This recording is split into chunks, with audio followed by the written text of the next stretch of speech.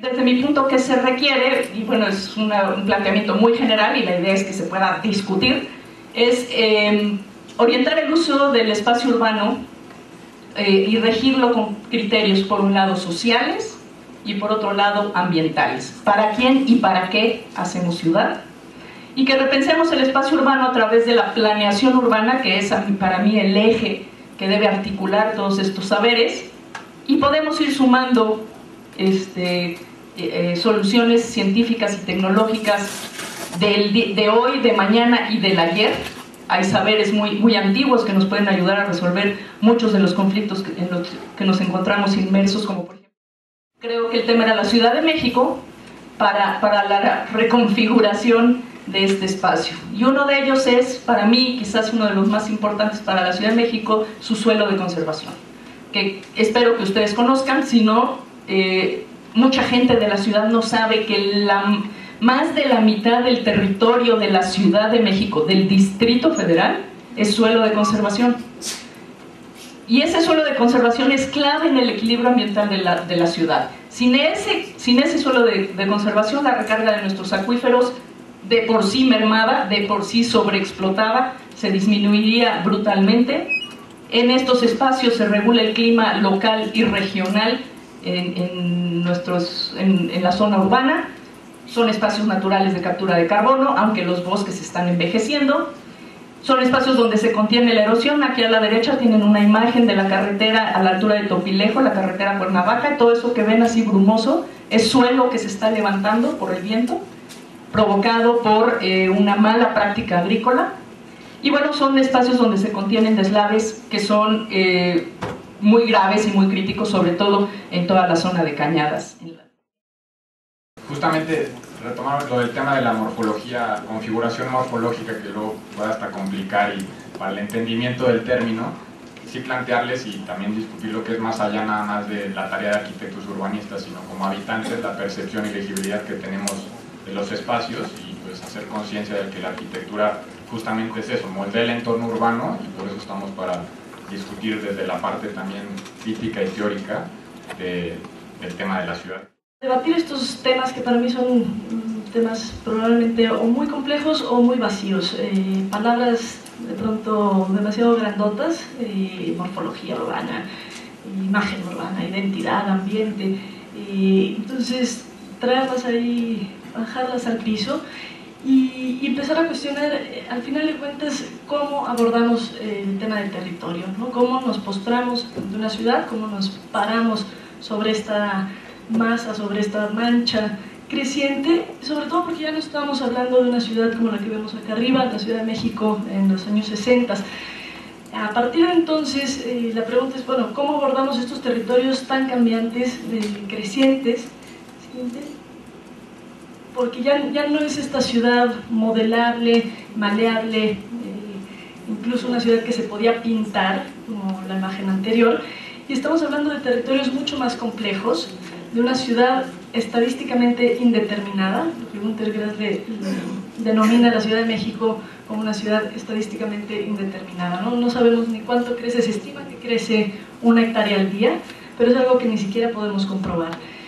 Una ciudad que asustó en los años 80 a nivel mundial, la Ciudad de México fue la primera ciudad del mundo de asustar con pronósticos catastróficos de crecimiento desbordado. Peter Hall la denominó en los 80s como la Ultimate World City, ¿no? Esta ciudad dramática en términos de población, en términos de crecimiento, en términos de la fragmentación que podía ocurrir en ella. Creo que esa visión catastrófica de finales del siglo XX ha dejado de asustar, sobre todo porque la compartimos, y eso es un fenómeno que compartimos con muchas de las ciudades del mundo, ¿no? Paseo de la Reforma, 1923,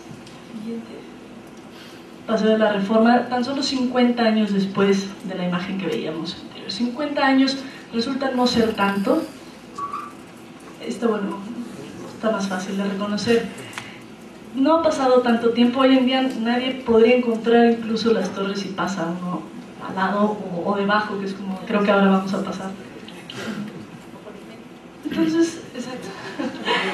La gran pregunta aquí es cómo se está desarrollando la ciudad, cómo es este crecimiento, cómo son las políticas urbanas, también la participación civil, no solo de cara a los arquitectos o a los urbanistas, la ciudad no dibujada en una pantalla o en una oficina, sino la ciudad que crece por debajo de nuestros escritorios, la ciudad que se diseña o se piensa o se desarrolla más allá de las oficinas o de las universidades, más allá de la mano del arquitecto, más allá de la mano del político, del urbanista, ¿no? Muchas veces una ciudad hecha por desarrolladores, y no solo la ciudad diseñada o pensada, sino todo lo que genera, ¿no? En términos de recursos, de basura, de utilización del agua, todo lo que ahora comentaba Mireya.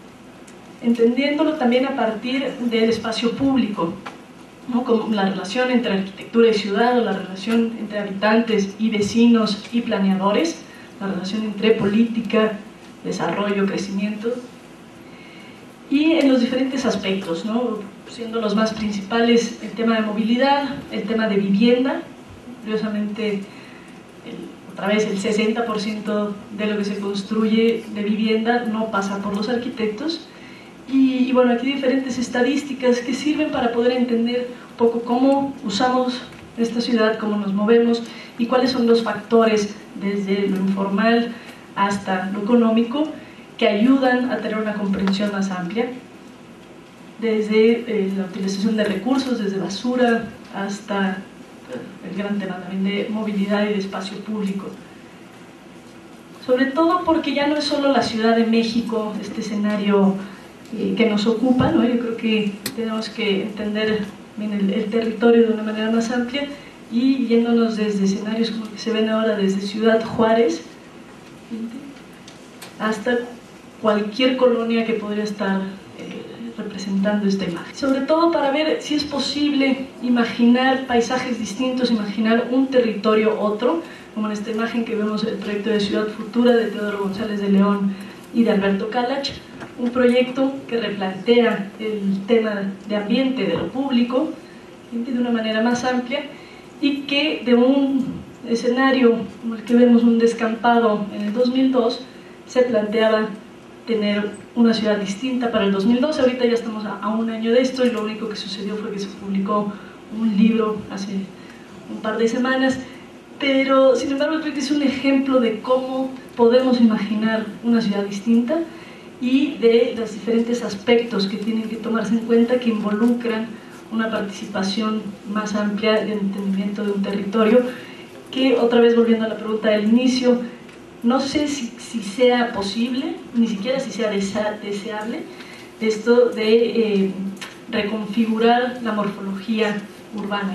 Yo coincido un poco con Mireya, hay que entenderla primero y entender de cara al crecimiento, pero no a cambiar una morfología que creo que tiene muchísimas más ventajas de las que se han querido ver. Y bueno, a mí también me cuestionó mucho qué decir bajo el punto de vista de lo que soy, una historiadora del arte, pero una historiadora. Y cuando le piden a un historiador ver al futuro, pues siempre voltea al pasado. ¿A qué pasado queremos ir? ¿A qué ciudad? ¿Qué es lo que pensamos que es una ciudad? ¿Cómo debe de ser una ciudad? Tiene que ver con el gusto personal, pero somos muchas personas como para saber cuál es la ciudad que queremos en el futuro. Y cómo, de acuerdo a Márquez, o de acuerdo a nosotros, podemos ver la ciudad.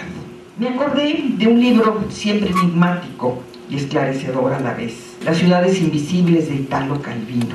Y bueno, ahí encontré frases, les voy a leer una porque me pareció muy interesante. ¿Qué es hoy la ciudad para nosotros? Creo haber escrito algo como un último poema de amor a las ciudades, cuando es cada vez más difícil vivirlas como ciudades. Tal vez estamos acercándonos a un momento de crisis de la vida urbana. Yo creo que nosotros ya estamos en él. Y las ciudades invisibles son solo un sueño que nace del corazón de las ciudades invivibles. Probablemente esa es la razón, tal vez, por la que estamos aquí. Estamos en una ciudad que se ha vuelto prácticamente invivible Y es un sueño que tenemos todos ustedes, jóvenes muy particularmente, pero nosotros, de tener una ciudad que vuelva a ser vivible.